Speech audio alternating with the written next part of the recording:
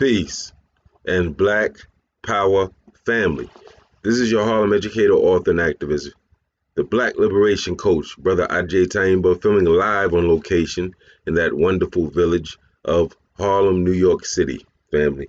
I want to take just a few minutes to acknowledge those I see in the thread, and I want to just talk a little bit about the some promotional things before we get started.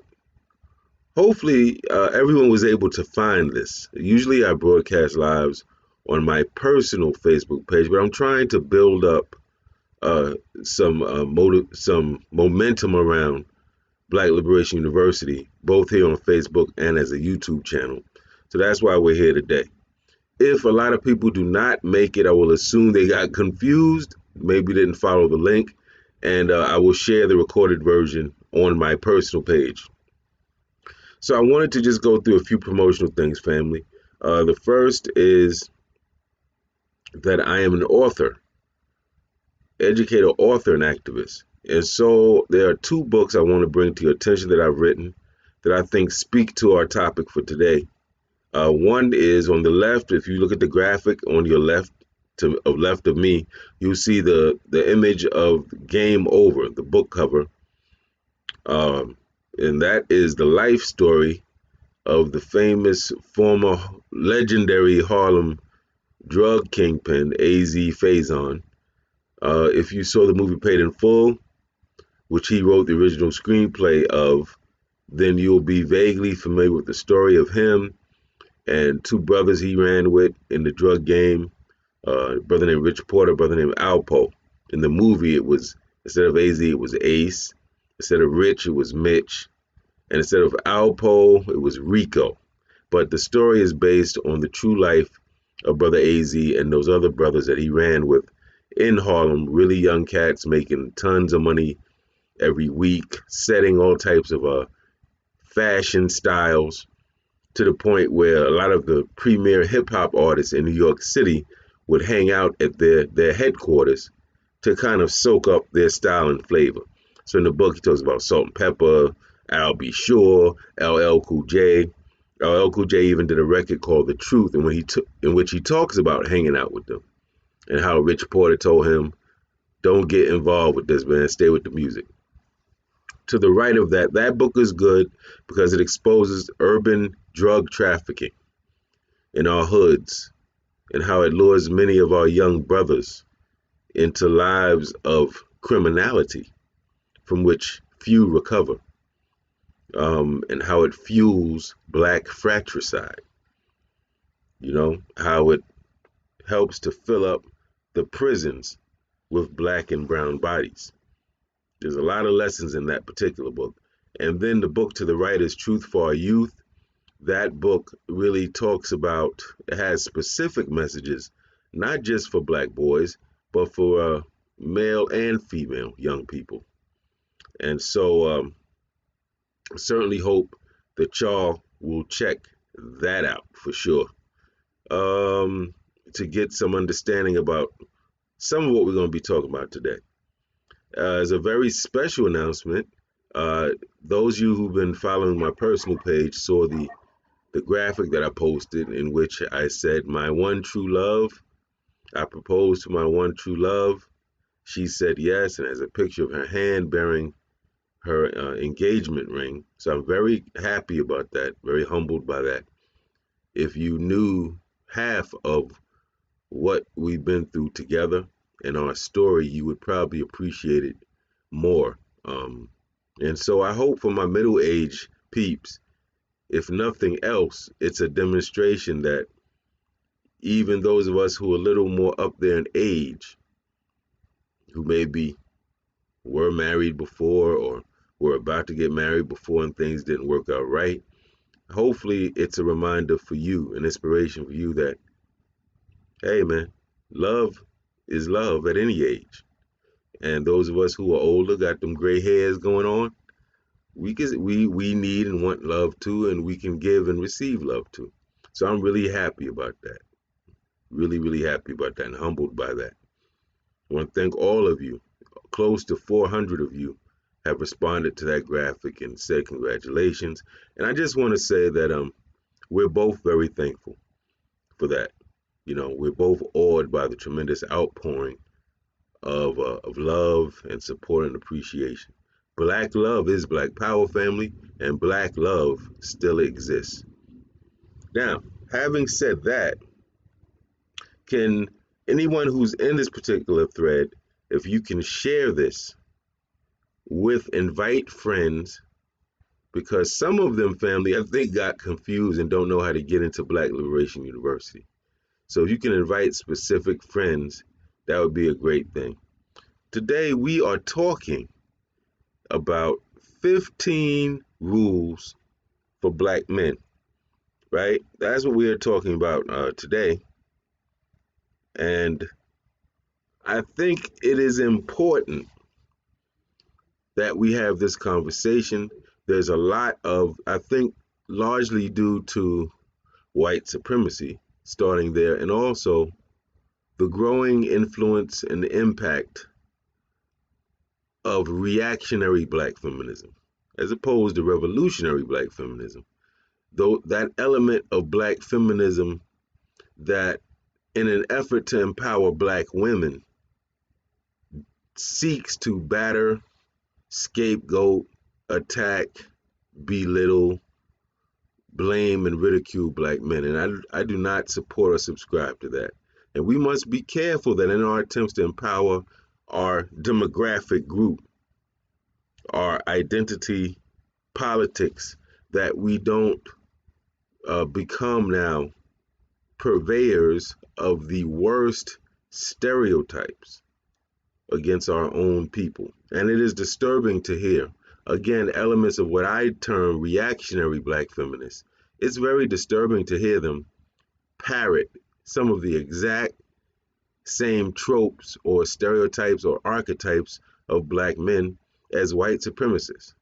We're violent, this whole thing of this toxic masculinity, you know, it's just going way, way overboard. It's like y'all are sounding like the straight up enemy. That's what they taught about us. That's what they teach about us, and that's what they think about us. And no element of our own community should be recycling that nonsense. Do Black men have challenges? Indeed. Do Black men have sometimes unresolved issues? Certainly. Do Black men have demons they need to deal with? Yep. As do Black women and everyone else. Um, so part of why I'm doing this broadcast is to give some context and nuance to what Black men go through. And the other part of why I'm doing this broadcast is to give Black men some tools, especially those who are younger. What my great hope is that those of you who are in love with Black men, who are Black men, and who value Black men, are raising little young potential Black men, will watch this, take it very seriously, family. Very seriously.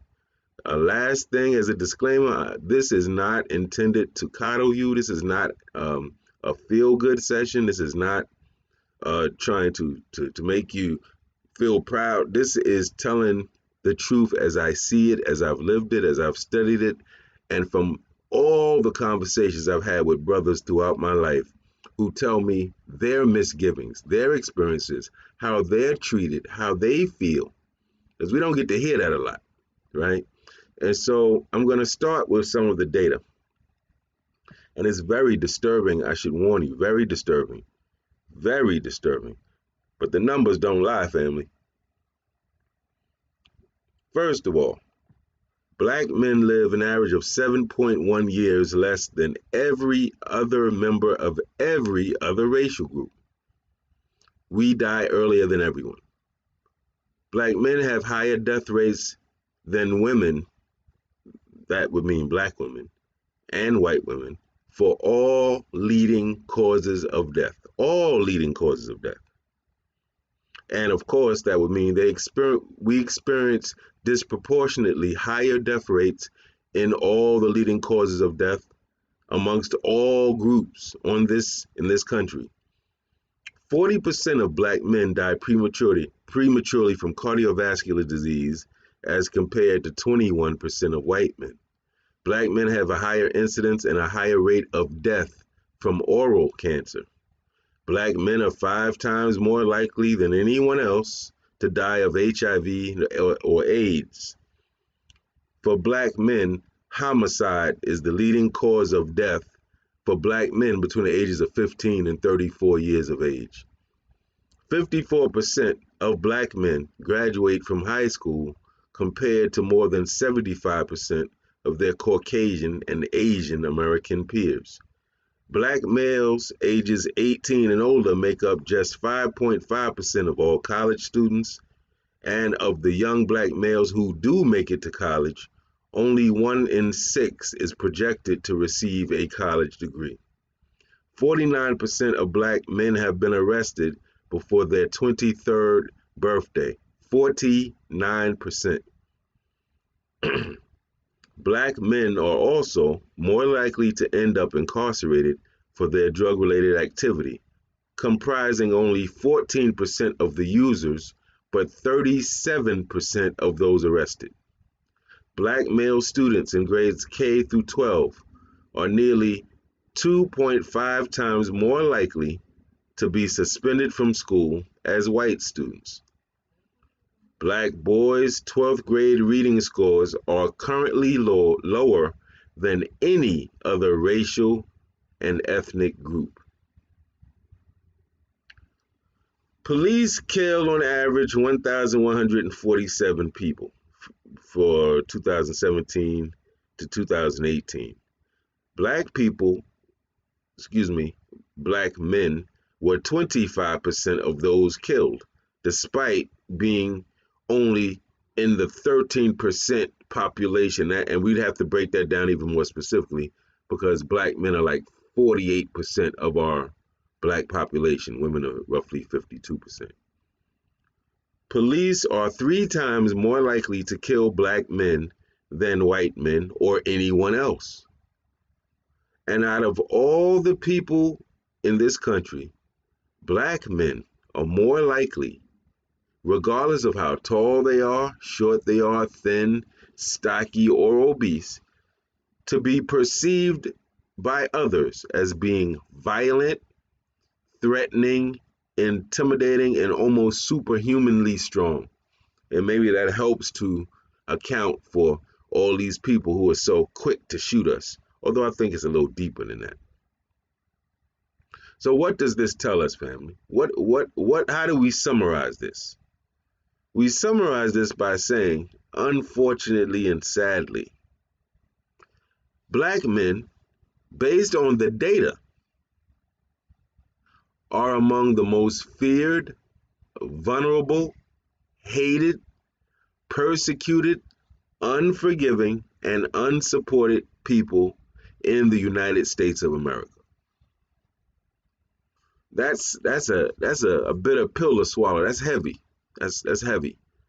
And so, as I see it, that means that black men have to move a certain way. This is not going to be pleasant to some people who will watch this now or later. It will be seen as politically incorrect. But I remember one of the Godfather movies. There were 3 of them. I think it was Godfather 2. Marlon Brando, who was an old man Godfather, was telling his son, Michael, who was the new younger Godfather, he said, only children and women are permitted to be silly and careless. Men do not have that luxury. And while it is somewhat trite, and some would say it's a little cliche, some may even say it has sexist undertones, nevertheless, there is validity to that. Black men will have to understand that other people get away with things, man, that we will never get away with. Other people can do things and people laugh it off. We do it, it's looked at in a very negative way. Other people can be irresponsible with different things, and black men do it. We're not on our job. Why didn't you take care of that? right? And so that's something, the first thing I want to say to the brothers, man, and this is difficult to say because it sounds like I'm saying to capitulate to that, and I'm not. But it's saying some things, brothers, rightly or wrongly, you got to accept. You have to accept until we have a sustained and effective movement for national liberation in this country, and we dismantle these racist, imperialist institutions, and we make significant progress at creating a paradigm shift in the minds of our people. This is what it is. Now, I can certainly come here and give you all the statistics, all the good stuff, but that would put you in a bubble of illusion. What I'm saying to you comes from data that I have just quoted you.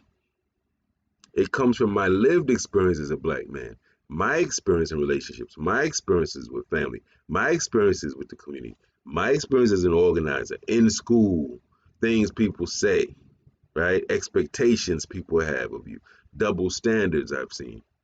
It comes from all these conversations with brothers all my life that have told me, yo, man, this is how I'm feeling about this. I don't like it.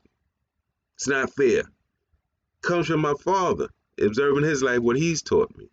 And it comes from my study. You know, if you want more statistical, scholarly stuff, I would encourage you to check out our brother, Dr. Tommy Curry, who's a scholar in black male studies, and he does really groundbreaking work in this area. All right. So this means we got to move a certain way, brothers. If we want to be able to survive, develop, advance, and protect ourselves in a climate that is most unsavory for us, in a climate where your ice ain't as cold, your sugar ain't as sweet, every man is a better man than you. You know, you just bad at everything, all dog, the whole crap you hear. Unfortunately, coming many times from our own community. If you're going to survive in that hostile environment, there's a certain mentality that you're going to have, right? And so these 15 quote unquote rules are really suggestions to the type of mentality, the type of habits, the way of operating that I personally believe will be helpful for us moving forward. And remember, this is not going to radically change until we wage a successful fight for national liberation. White supremacy is going to ensure that this is what it is. Black men must be demonized, vilified, made to look like we're the worst of every man on the planet. We don't measure up. There's a reason for that. We don't have time to get into all that, but there's a reason for that. And we need to just accept that that's what it is. But these are things we can do to neutralize that, to move forward in spite of this kind of conspiracy against us. Number one, if you are a caregiver or parent of a black boy, strongly suggest you take this very seriously. Okay? We love our sisters and our single parent sisters. We know you're burdened. You're doing the best you can with what you have and know. But we also know that it was intended for a man and woman to raise a child, right? And so I hope that you don't take the stubborn answer. Well, I know you can't tell me. I hope you listen to a black man giving you some very real advice, because this will help you in raising that black boy. Trust and know that. Number one, work to be fit and see fitness as being more than physical. When we say fit, black boys, black men should be thinking about, how can I be fit physically? How can I be fit spiritually, intellectually, financially, culturally, politically? How can I be fit as a father? How can I be fit as a boyfriend or a husband? This is what we talk about as a community leader. Number two, which is somewhat tied to number one, because we have so many difficulties with making decisions, with fights, with killing each other and being killed by police, and women saying that we're threatening, and people saying we're intimidating. They can yell at us, scream at us, call us words. We say the same thing. It's like, oh, when you said it, it was intimidating. That's what it is. So for these reasons, we probably more than anyone else on this planet really have to work on developing our emotional intelligence. We really have to work on developing great amounts of patience. We really have to work on developing empathy for other black people. Being able to understand that our people have been made sick because they were bitten by the wolf of white supremacy. We've been socially conditioned. We've been made to be and taught to be dysfunctional in everything that is important for survival, development, and liberation. So many of the experiences you will have, even when you've done nothing in violation, you're going to see some ugliness. You're going to see people jealous of you, people hating you, you haven't done a damn thing to them, people assuming the worst of your intentions. And so to deal with that, people, you want to snap somebody's neck, right? You get mad, you testosterone flowing. Because of the environment we live in, that only leads to art. That gives some certain people exactly what they want. Cart you off to jail or put a bullet in you. We have to. Parents, you have to teach these boys how to be cool, how to be calm, how to put things in perspective, how to be patient, and how to have empathy and be forgiving for those who have no empathy and are not forgiving with them. That's a tough sell, but it will help us survive until we achieve that national liberation. Can't be flying off the handle, throwing tantrums and, breaking, destroying property. And, we can't afford it because when we do it, usually there'll be a very serious price to pay. Number 3, be very selective in your platonic and romantic relationships. Very selective. Very selective. I can't repeat that enough. But let's go to number 4, which I think will give it a little bit more on the romantic piece. Brothers, 75 to 80% of the black households in America are headed by black women. Think about that statistic for a minute. Think about the things that go on in homes as a result. Think about the lessons taught and the lessons that are untaught. Think about the view and perception of black men who fathered a child but weren't there to further the child they fathered. Think about all the ramifications that come from that. Think about the insecurity, think I'm ugly, all the things. And so this advice comes from that. Only, in my humble opinion, have sex with women you trust and respect, who bring value to your life, and who you would not mind having children with or marrying. Straight up. Because what happens is we get involved with the sexual piece with the sister, we have a child, and now everything changes, right? Now you're expected by this society to take care of that child. So the sister takes you to child support court. Nobody wants to hear she's whack as a parent. She's not doing what she's supposed to do. She said, y'all said we wasn't going to have a child, and she had the child. Nobody's going to hear that. You have a child here. You're responsible for that child, right? So unless you're prepared to deal with 20 to 30 to 40 years of child support taking away all your money, or you're prepared to deal with the bitterness that comes from that, or you're prepared to deal with all the stuff that can come from that. Having a child with a woman you don't love, having a child with a person you don't want to be seen with, having a child with a person that you feel doesn't bring you anything of importance, you shouldn't have sex with them. Now, I know some of y'all are saying, okay, Agyei, that's a little prudish and unrealistic. So for you, I'm going to say, as a little clause, if you can't resist, wear protection. Do not bring a child into this world that you are not committed to feeding, clothing, housing, teaching, and protecting. Make that vow as a black man. Teach the young boys that this is not just about having a notch in your belt. This ain't about who had how many chicks, we call them sometimes. Teach them that this is serious business. This is nation building business. In fact, I can't even get into all the statistics and make correlations between what happens with boys in single parent homes versus what happens with boys in homes with the mother and dad there, loving them from two different perspectives, family. It has a lot of serious and preventable negative ramifications. And so we could really lock in on that. Brothers, tell your little homies, man, tell your little sons. My father used to talk to me about this stuff. Talk your little nephews.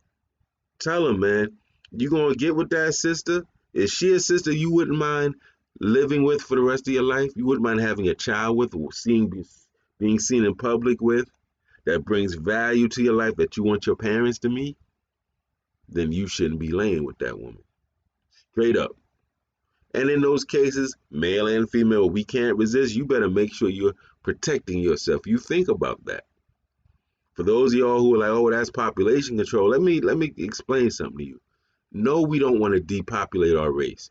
Neither do we want to overpopulate our race with a bunch of insecure, inadequate, lazy, trifling, maladjusted, potential criminals against their own people, because one of the two partners that was supposed to be there to guide them and protect them and take care of them dropped the ball. We can't do that anymore. It's not working. You can see what it's producing. Number 5, young men.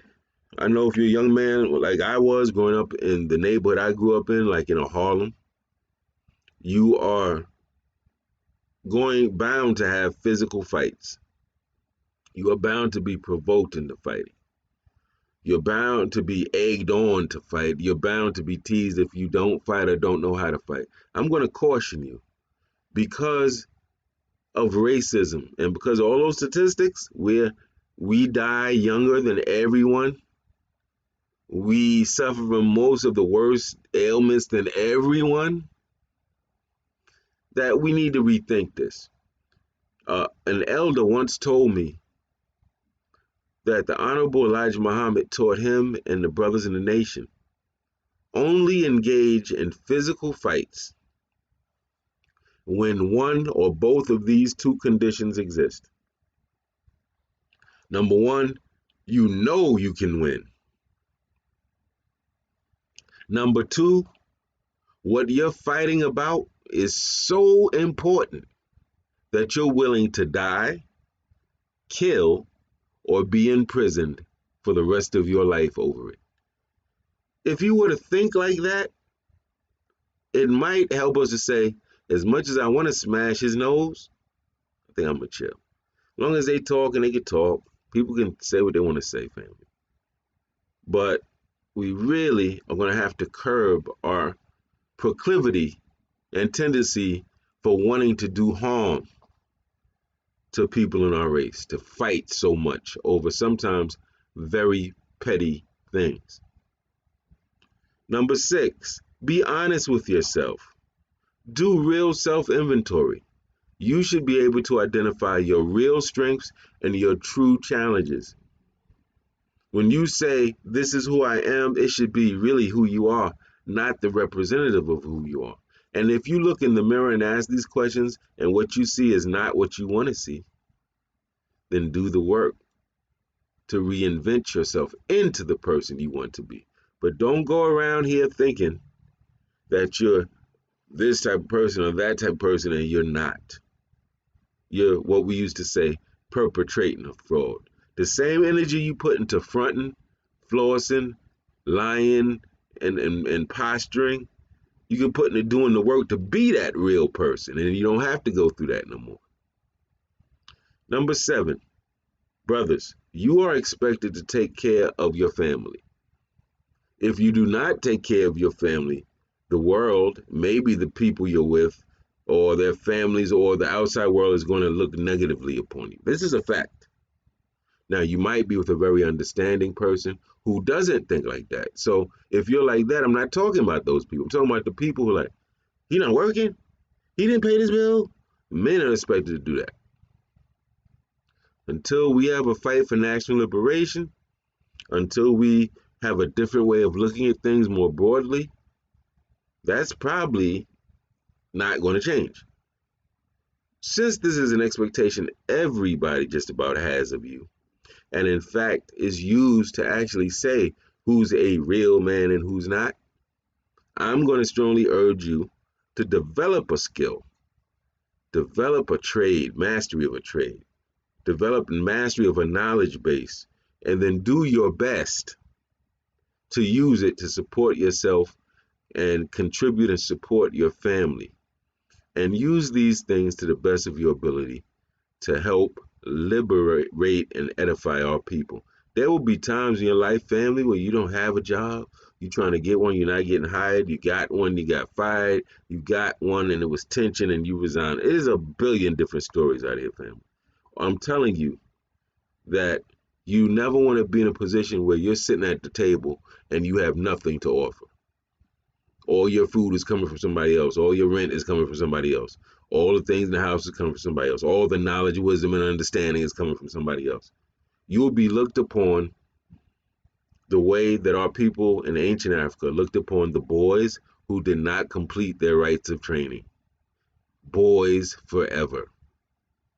People will feel they can talk to you anyway. People will treat you any old way. And you will feel funny. So do your best to be a contributor. And sometimes you may contribute in this way, not so much in that way, but make sure you're not there and you're just there. And other people are responsible for making sure that house runs right. Cleaning, cooking, paying bills, giving leadership and direction. Don't be like that, or you will not be considered a man. You will be treated as and viewed as a boy forever. Number 8, children are impulsive. And to some degree, women in some respects can get away with being impulsive. Men had better be strategic. Did y'all hear that? We as men, I told you, cops kill us 3 times the rate of everybody else.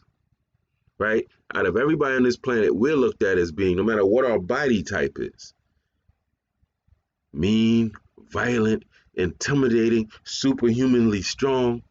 That means that people fear us.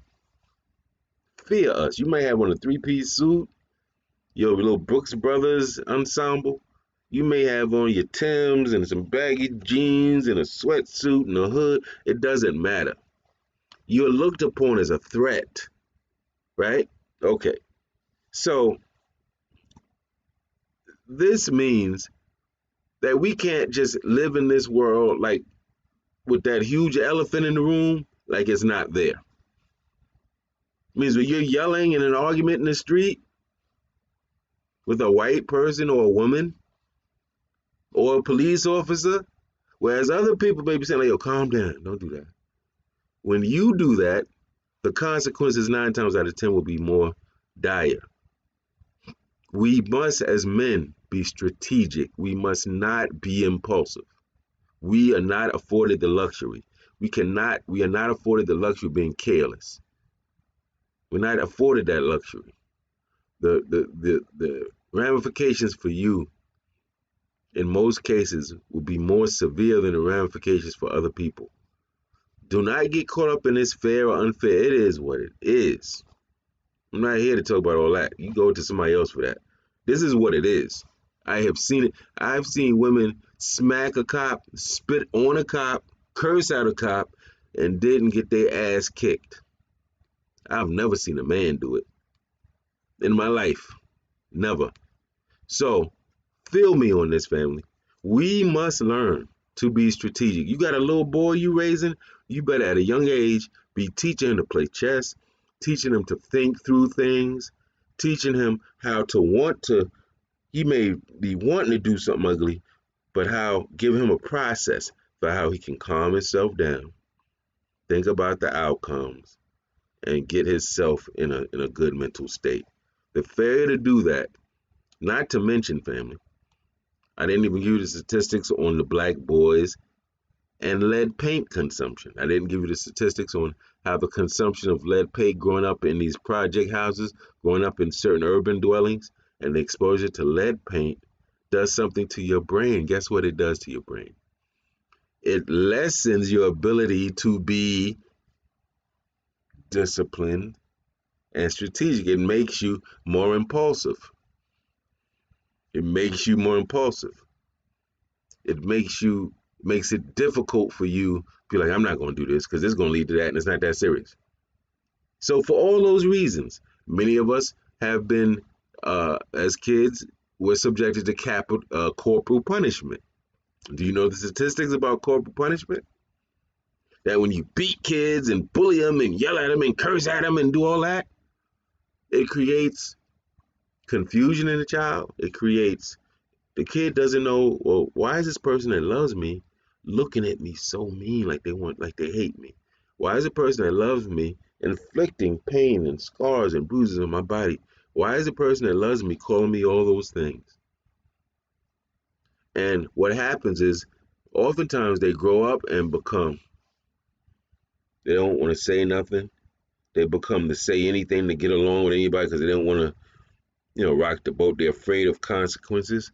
Sometimes it creates serious anger management issues. The person comes up with a rage in them, a resentment. Why? Because they were bullied. And so we need to rethink this whole comedian, the comedians joke about, my mother used to tell me or hit me with a front, and we laugh about that, but we don't think about that has some serious ramifications. Could that be why so many of us are so quick to fight? Could that be why every black man I know has punched his fist through a door? Could that be? I mean, we got to keep it real. Could that be adding to our incidence of domestic violence? From men and women, I might add. Not just men, men and women. And by the way, when you beat your kid's ass, that's domestic violence, in case you didn't know. And when you call them names and curse them out, that's verbal abuse, which would be justified as domestic violence. So what I'm saying to us, family, is some of these things are preventable. If we don't, if you don't teach this and understand this, you could be helping to create somebody that's going to go and be breaking a jaw of somebody's daughter somewhere, or wanting to kill, do harm to himself, or thinking violent thoughts all the time, or having anger management problems, or flying off the handle, being explosive. And then the funny thing, well, the sad thing is that when black men become explosive and do these things, now everyone looks at you like you're crazy. You're undisciplined. Why would you do that? What? No one sees all those other things. The things that you got to eat that other people don't have to eat. The things when they're abused, they can speak up on it, and everyone is supposed to take notice and take it seriously. When you do that, you're being a bitch. Why? You being overly sensitive. People forget men are human beings too. It's almost like people feel like you're Superman. If somebody nudges you, you're not supposed to say, "Ouch, damn, that hurt." You supposed, that hurt? Yeah, it hurt, mama. I got ribs like you. Yeah, it hurt. Made it the same stuff for you. You see what I mean? So, family, this is very important. Gotta be strategic. We have to play chess. We don't have the luxury of just doing what we want, going where we want, hanging out with who we want. We don't have that, family, until we fight for the national liberation. Number 9, brothers should be committing themselves to obtaining intellectual property, physical property, or some type of assets, and then creating a structure before you die where your family and community gets those assets that you created and put here, right, when you do die. We must be thinking we can't wait till we're 50, 60, 70 to have a will. You can create a living will. You don't have to go to these scam artists and all these people to do that. You can do that yourself. You can look it up online or go to the library on how to create a living will. You should be thinking about, how do I save money? How do I get land, real estate, or how do I write songs, books, movies, something, family, to leave to your people when you go, so you're not just gone and that's it. Number 10, because your life and your health is at greater risk than anybody else in this country, this implies certain things for us. Number one, black men should not be procrastinators. Black men should use the time we have to make the greatest impact we can on ourselves, our family, and our people. We should be really good with our time management. We should not let gobs of time go by. We should not be very idle. People should not be able to ask you, so what's up? What you doing? And you have no answer. So what's your plan? I don't know. We can't afford that, family. Let other people be idle. We got to be on it. We got to have plans. We have to know what we're doing throughout our day, account for our activities, have a benchmark of measuring what we do or what we want. We don't have the, oh, I don't know, I'm just gonna, no. At your own risk and at your family's risk. Don't do it, family. Don't procrastinate. If you have an idea, move on it. Act like there is no tomorrow, because in our case, too often, there is no tomorrow. Right? Okay. B, take care of your physical health. Exercise. Find ways to monitor your health. Some of you go to the traditional Western doctors and the medical establishment at your own risk. Some of you will investigate maybe natural or more healthy diets or homeopathic remedies. Some of you get into different herbs and whatever, Dr. Sabi, whatever, family, we do have to take better care of our physical health, because once again, we die younger and more frequently than everybody in this country. So what I'm doing is giving you the data, and then I'm saying, okay, based on that, what does this mean? How do we respond? 11,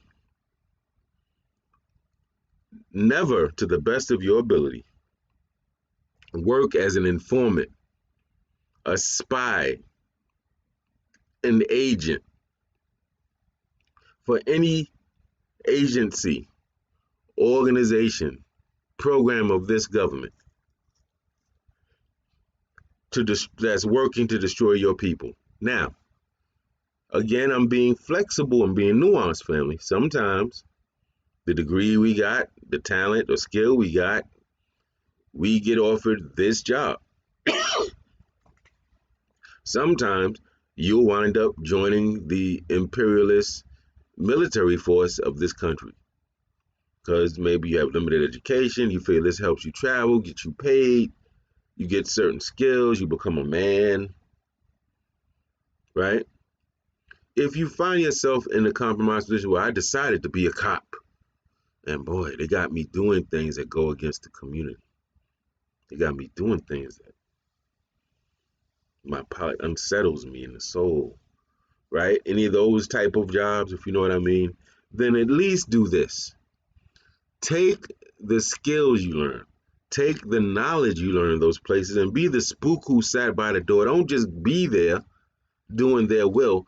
Take that information, go back to your community, and teach your people that information, how to defend themselves, defensive maneuvers, how to handle weapons.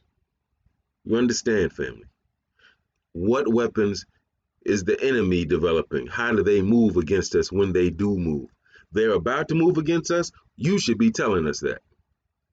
So for those who are like, Brother Agyei, man, this is the job I got, bro. I got to feed okay, feed your family, but then you should be working for us, because trust and know, white people got white, black, Latino, Chinese, and everybody in between working in our organizations and communities, reporting back to them. Why should that be unilateral? Number 12, vow, my brothers, and teach to the young boys never to abuse, never to neglect, and never to take black life unless you must do so in order to save your own black life or the black life of your family. Too many of us are killing each other. Too many of us are engaging in various acts of domestic violence. Too many of us are too hard on each other to the point of it manifesting in physical or even, some would say, emotional and psychological ways. Take the vow. And if you got to get therapy, if you got to get counseling, if you have to look this up on the internet or whatever, make a vow. I am not going to take a black life. I am not going to be beaten up on a sister. I'm going to walk out the house. I'm going to whatever you do, but don't do that. Don't participate in that, and don't make that to be some type of badge of manhood. Because oftentimes the most unnecessarily violent are some of the weakest in certain respects. They got some work to do. And I know, brothers, we are all, many of us, challenged with wanting to say stuff, wanting to do stuff. That's partly chemical. People don't teach this, but we have hormones that have chemical reactions that cause us to think and process and act in certain ways. That testosterone isn't just about lifting weights. That testosterone gives you that adrenaline to move on something. Yeah, you can use that adrenaline to write that book, write that film, build that school, defend your community, or you could use that adrenaline to knock some mofo's teeth out his or her mouth. Well, that's your choice. But as we get older, more mature, we start learning to take those feelings of aggression that we naturally, and channel them into staying up late, working hard, right? When you feel like, I go to sleep, you stay up a little longer. You feel like I can't read no more, read a little bit more. Getting your plan together, working out, whatever. Channel that aggression, that testosterone into something that will make you better and your family better and your community better. But we must have a moratorium on hurting and killing each other. We should not do the enemy's job for them. Number 13, protect your family by any means necessary. Say that you're finding that the neighborhood you live in is becoming violent. More and more acts of muggings, sexual assaults, burglary, and you're a man. You're supposed to be thinking, everybody else can watch the news and go, oh, it's getting bad. You're supposed to be thinking, what can I do to help protect my family in this scenario? At least thinking that way. You should be thinking, do I need to get physical protection for the home? You should be thinking, maybe I or I can have someone else teach my family members self-defense.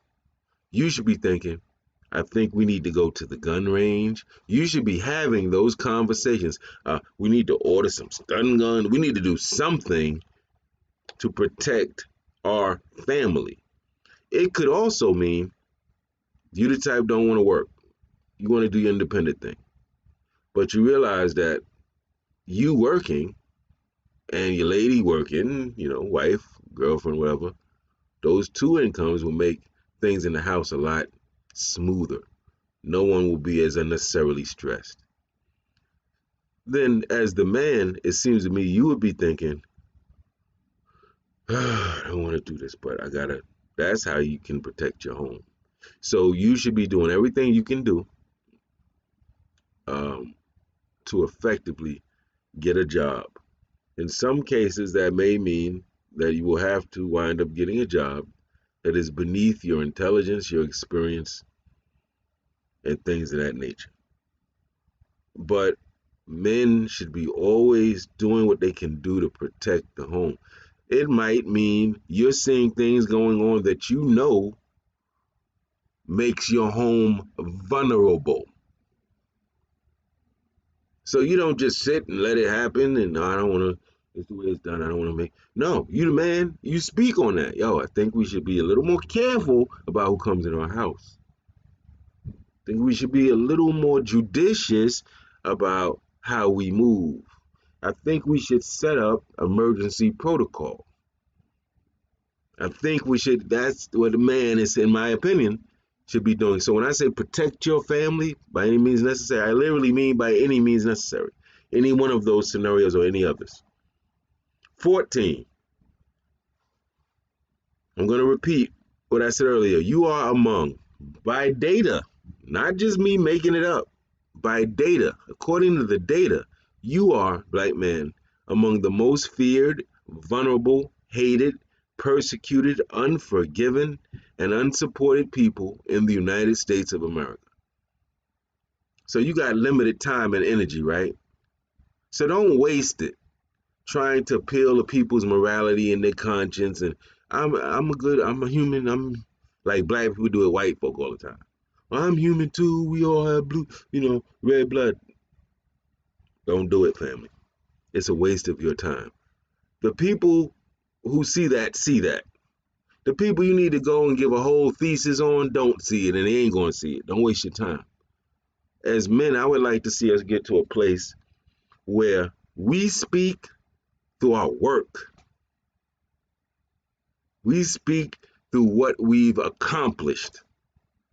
We speak through how we move on a given day consistently and focus on that.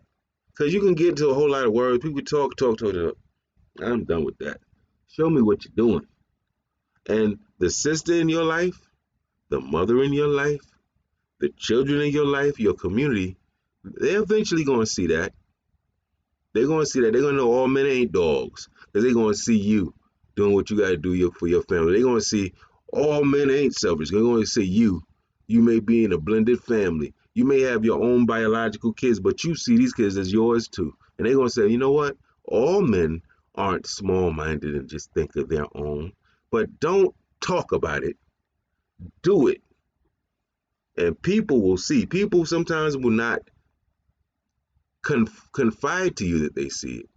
If you're fortunate like me, you may have a sister that will occasionally say, hey, I see you. I appreciate you. But many of us, family, according to the brothers I speak to, are not that fortunate and are feeling that they're unappreciated, that what they do goes unseen. That's good. And that everything they do bad is put on blast. You're going to have to accept that, family. But what I'm telling you, don't worry about pats on the back. Thumbs up. Oh, I love you. You don't be one of these people. I love you. I love you. Nah, we men, we don't worry about that. Know in your heart and mind that somebody is looking at you. My father said, you're always on stage when you're outside. Somebody's peeping you. A kid is checking you out, right? Brothers, we know the females, the women are checking us out. I'm not talking about like that, but that too. The women are checking you out. People on the block are checking you out. How you move, how you operate, who's out all the time, who's hanging with all these different people. Who do I notice? They out, they in. They out, they in. They're going somewhere. They're getting something done. They're not causing trouble. They speak to people. People don't. People are watching you. And do understand, though some of those people will hate on you and talk about you, because some of those people are checking you out like, yo, one thing that dude, he gets down for his. I don't see him out here. I don't never see him in no foolishness. And when I see him in something, he's trying to break something up. He's trying to stop the foolishness. Brothers, be known through your work. Be known through your work. And when you die, let them run debate that. But don't get caught up in all that other stuff. Number 15. And this is the last one. And this is very important. That's why I end with this. Brothers, we have anger management issues. We be wanting to break somebody's mother neck. Somebody says something a certain way, we want to go right upside their chin. Somebody, we feel we're misunderstood. We feel that the rules are not the same for us. We feel that it's unfair. And sometimes we're right on all accounts, and sometimes maybe we're not as right. But I can tell you the data suggests that we suffer from hypertension, stress, heart attacks, stroke, high cholesterol, diabetes. The data suggests that when you walk into the elevator, unlike anybody else in this country, people assume you're going to do something. When you walk behind people, people start thinking you're going to do something. That creates stress for you, believe it or not. When your voice gets loud, it ain't like somebody else's voice get loud. Your voice gets like that deep ass masculinity come out. People like, oh, he's shaking blocks. Thunder is here. They get intimidated. You will be unfairly judged. You will be mischaracterized. You will be hated by some of your own, and certainly the white man. The only way you can survive and develop in a world that despises you like that don't see you, really see who you are in a fair and balanced way, is only one answer: spiritual grounding. The only way you can survive and not lose your mind, go crazy, murk somebody, go do a bid, do harm to yourself or to those you love, or be one of these people out on the block talking to yourself, asking questions and answering them shits back. Yo, how you doing? I'm good, man. Yo, nice shoes. Hey, thank you, man. I got them. The only way you can prevent that, how many black men you see like that? Out of their damn minds. Don't talk to me about black men is all this, all negative. Only way you can prevent that end game, that outcome for yourself, the only thing that has the power has to be greater than this world. Greater is he that is in me than he that is in the world. You've heard the scripture? The only way Malcolm could have dealt with the enormous pressure he had to be dealing with in that last year of his life, the only way Marcus Garvey could have possibly dealt with people in his own organization going to the government saying get rid of him because they wanted his place, not because he was a bad man, because they wanted his spot and they were jealous and they deported him. The only way you could deal with that, you got to be tapping into something bigger than these people, and that's the spiritual grounding, family. I am not going to disrespect you as fellow men and presume to tell you who you should worship, what you should call it. Is it a male or female? That's for you to decide. But I'm gonna tell you, if you think you're gonna get through this earthly existence the way it treats black men without submitting to a higher force, without understanding universal law, without invoking your ancestors, without prayer and meditation and deep self-reflection and seeing the interconnectedness of all these things in your life, then you are crazy. Black men must have a spiritual grounding. It is not weak. It does not make you no sissy. It does not make you crazy, family. It might just save your life and empower you to save other people's lives, whether they know it or not. Trust me when I tell you. That spiritual thing is the edge, family. That's when you go back and you purge. That's when you ask forgiveness for you selling that drug you know you shouldn't have sold for all them years. For you taking a black life and you having nightmares. For you beating that sister.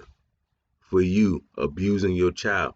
For you abandoning your child. You don't even know how old your child is. You don't know where they live. You don't know anything about them, where they go to school, what their goals are. The only way you can go in and say, I apologize, I can be better. I want to be better. Work with me to be better and do better, and then act on it. It's the only thing, family, that can protect us, can give you the strength to go up to the enemy with all his guns and missiles and threats and agents and snitches. See, I don't give a damn about none of that. And be like Dr. King when he said, I'm not worried about anything. I'm not fearing any man. My eyes have seen the coming of the glory. See, that's that spirit. It's something, family. We as men must get to that. I don't care if you do Christianity, Islam, Buddhism, that's up to you. I, of course, would always say that no matter what faith, when we should go to the source and we should see what did our ancestors tap in that's responsible for these great civilizations that we haven't figured out yet, They must have been doing something right. And I would go to learn about the Orishas. Huh? I would actually learn about that. Yoruba, the importance of ancestor reverence, how we communicate with those who are physically gone, but their spirit is still there. And it ain't no devil worship, family. That's propaganda. That's propaganda. But learn about it. But we got to tap into the spirit. And family, with that said, do not want to go on and on. But family, I have to tell you, I am very upset with the way that my brothers are being treated. I'm very upset with the way my brothers are being characterized or mischaracterized. I'm very upset that I know that the white man in his wicked world, that's what they do. But I'm more and more hearing in our own communities, black men being vilified and demonized, and we become the problem. It's almost like, well, shit, does white supremacy exist at all? It's almost like black men are responsible for every. Nah. And let me, in saying this to my sisters, let me say, by me speaking candidly like this, it is not to blame you. See, we got to get out of this either or. It's not blaming you. I do hope I've called some things to your attention that maybe you haven't thought about. Because certain things about men you only gonna get from a man. Period. I'm sorry. We like to think we can do everything. Yeah, but we doing a lot of stuff, but we ain't doing everything well and effectively, are we? If you want to know about men, you better talk to men. Don't go on the assumption of, people say, all men, all women. Let me explain something to you. There's 55 million documented black people in the United States of America. 55 million. 10% of that is 5.5 million.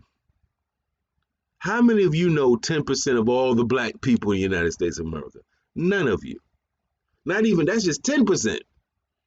Most of us don't even know 1% of all the black men in America. So we need to stop, because what we really mean to say when you hear sisters talk about men are narcissists, men are bitter, men are this, men are that, what she's really saying is some of the men she had a relationship with, or she knows, or in her family. But we can't take our experiences individually and project that to a whole nation of brothers, man. In the same way, sisters, I know you don't like when brothers be all these women, they gold diggers, all these.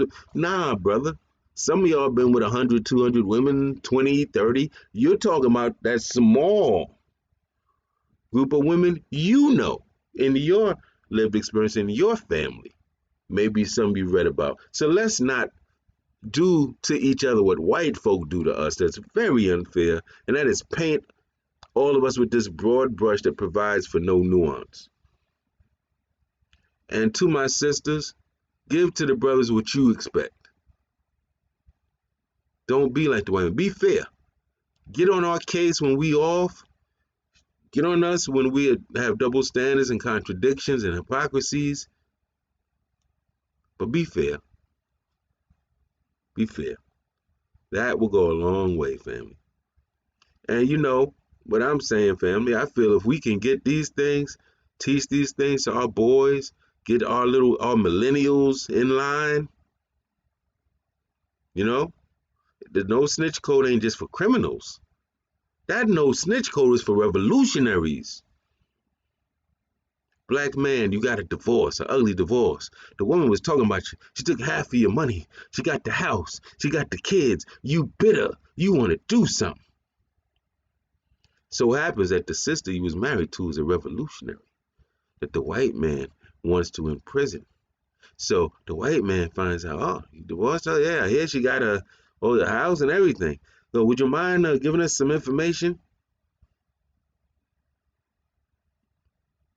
We need black men that can look past their personal hurt, their misgivings, and say, I can't help you with that, man. I don't know, and if I did know, I wouldn't fucking tell you.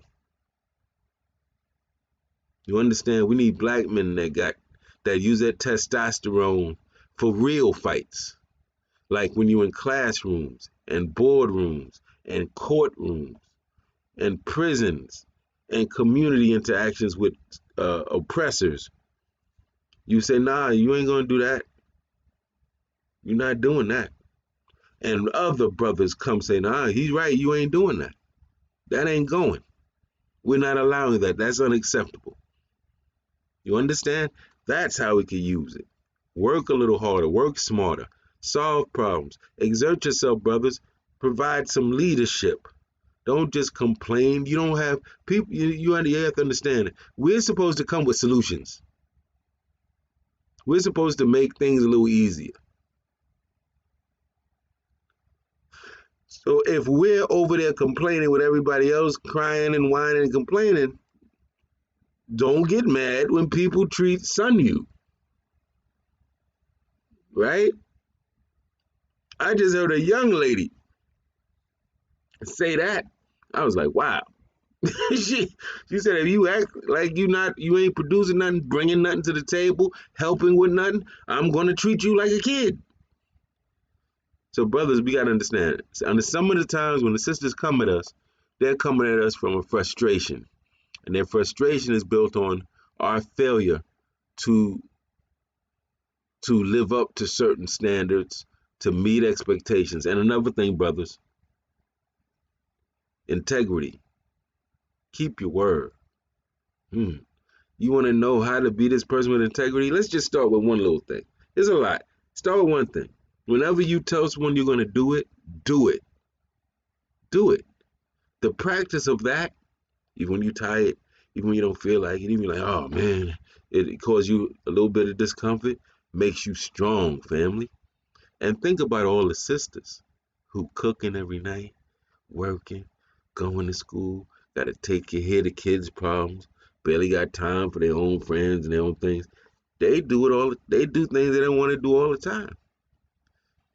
So we can learn some things from our sisters. But keep your word, brother. Keep your word. That's when I was growing up, the 5% nation say, word is bond, God, that I will die before I don't keep my word. Don't be one of these people that's comfortable just saying a bunch of making promises and never keeping them. That doesn't mean things don't work out the way you expected. Men just say, baby girl, I know I said I was I know I said I was gonna do this. The money and other things just doesn't work out. So I hope you're not disappointed, but we're gonna have to change this to that. That's cool. That's all right. But this just saying things and don't doing them, don't do them, don't make any attempt to explain your B plan, your backup plan, the context, give people context for why this didn't happen. That's whack. That's not and I want to say for all these things, I framed it as for men, right? For black men. But the real crazy thing?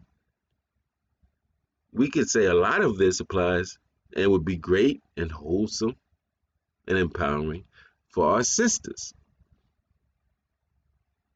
That if our sisters took these same 15 things and embodied them and took them in, yes, sisters, people think you're whores.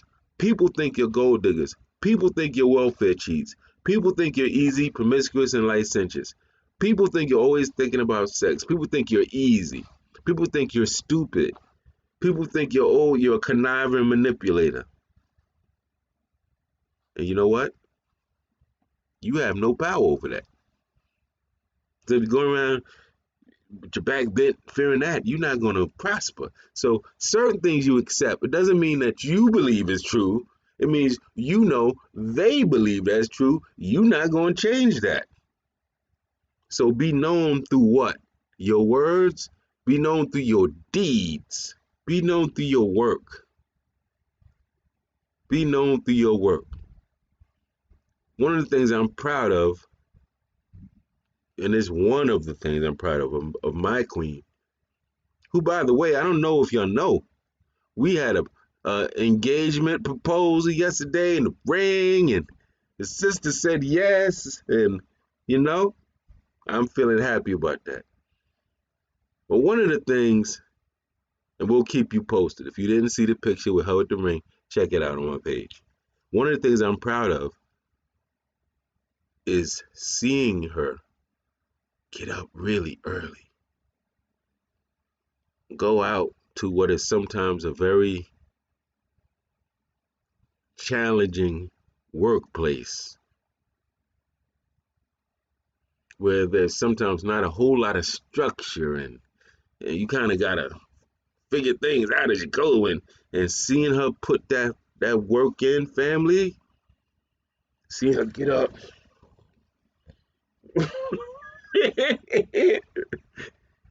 Seeing my baby get up and push through when she's not the morning person type, just like you sisters, y'all, it does something for you. You see your man going through it and he goes through it anyway, it does something for us men.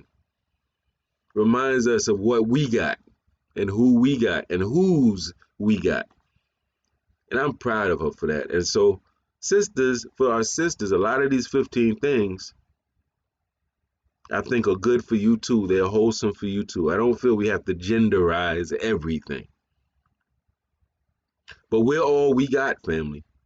Certain negative things we gotta accept. It is this world ain't never gonna love and value black men. And it ain't never gonna love and value black women. So we accept that's what they think. We stop trying to appeal to them and we hunker in, we tighten our belts, and we do what we gotta do is we huddle up as a team. We come up with a plan that helps us survive in this hostile climate, helps us be more loving, helps us learn what we need to learn, helps us take care of our bodies, helps us leave property and possessions and assets for our families so they have it easier in upcoming generations. And we change the dynamic even as we prepare to fight for our national liberation, because that's the ultimate answer. Family, I hope you got it. Hope you feel it was relevant. Thank you for joining those of you who made it. Brother Samori, I see you in the building. Thanks for joining.